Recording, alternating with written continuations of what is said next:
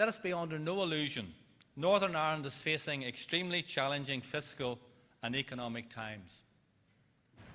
The main driver in our economic growth in recent decades has been year-on-year increases in public spending, funded mainly by the Treasury. We now face the double hit of this spending being considerably reduced in the middle of an ongoing slump in our private sector. The Executive is set this year to face a reduction of something like $1.4 billion. However, when we calculate in real inflation, the not generous Treasury estimations, the figure will be much more. The gap between the downward trajectory in spending and what had generally been anticipated is substantial.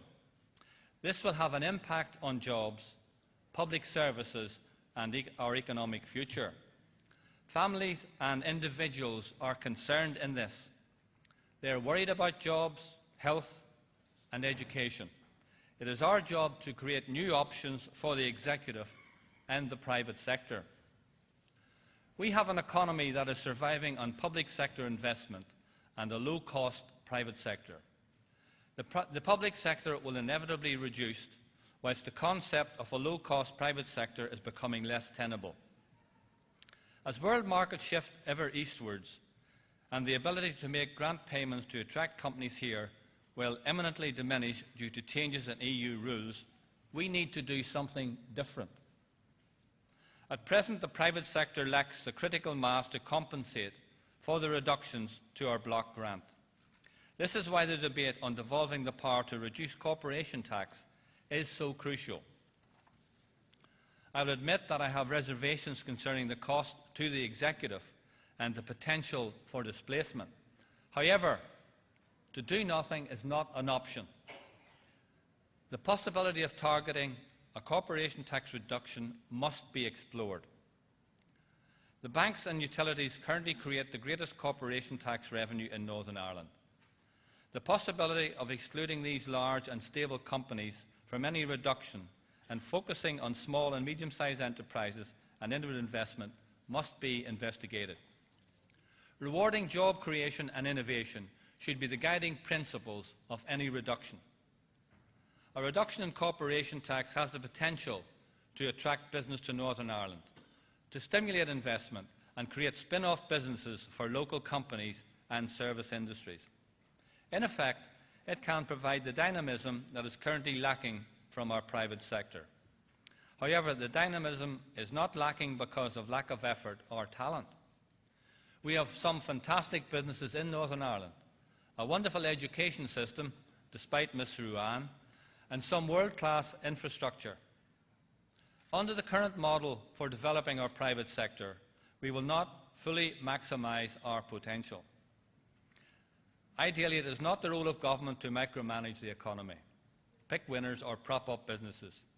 It should be the role of government to create the incentives and atmosphere for others to thrive. The recent bailout of the Republic and the bilateral loan from Her Majesty's Government was the right decision. Their predicament illustrates the benefits of being part of the Union and one of the largest economies in the world. By allowing the Republic to keep their low rate of corporation tax was also the right decision, as it will allow them, hopefully, to trade out of this crisis. The decision now makes it even greater imperative for the coalition government to concede the principle of giving Northern Ireland Assembly the power to vary income tax. In Northern Ireland, we have a history of innovation and of maximising possibilities. Building the largest and best ships in the world was a risk, but it made us world leaders. We need to facilitate our local companies to become world leaders once again. Being part of the United Kingdom has protected us from the worst ravages of this economic recession, and it will continue to do so. I want us to start giving back again to this great nation.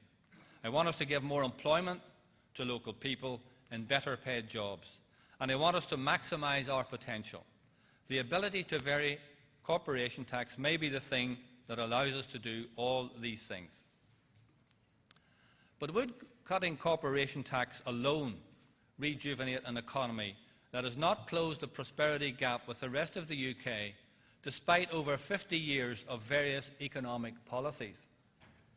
Devolving corporation tax varying powers will require compliance with the Azores ruling. But as the European Court of Justice has decided, that compliance with the Azores confers total flexibility to set and vary all regional tax policy.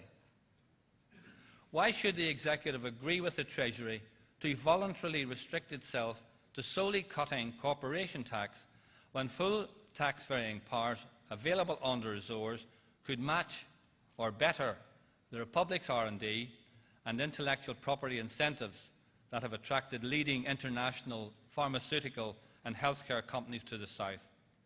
The programme for government offers a unique opportunity for the Executive to negotiate for the devolution of total tax-raising powers and tax-varying powers.